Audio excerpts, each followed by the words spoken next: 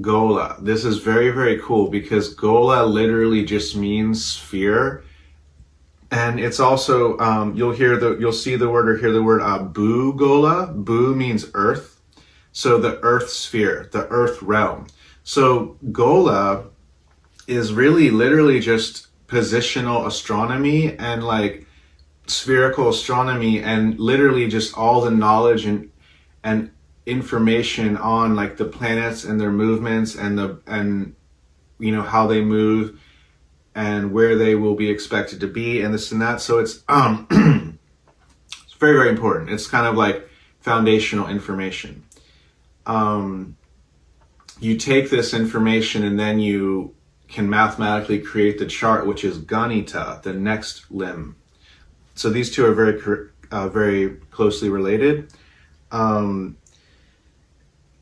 Gola, what's so cool to me is that, well, on the very quick nutshell sense, like Gola is proof that the Indians did not do this flat earth stuff. Like a lot of people you'll hear, there's some other very popular YouTube guys that have tried to imply that Indians and Vedic astrology knew about the flat earth and blah, blah, blah. No, wrong. They did not say that. They specifically use the word sphere in the calculations for the planetary sphere. And there are many, many sutras throughout the Vedas that talk about it. Like one of my favorites is the Vasishta Yoga.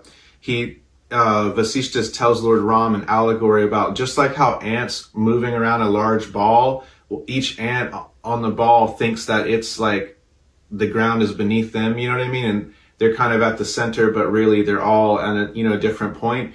And it says it much more beautifully and cooler than that, but it's basically saying this is the same way with the planet that you're on. You think you're like ground is beneath you, but really these directions, all this is all relative because you're just a ball in space and in the sky.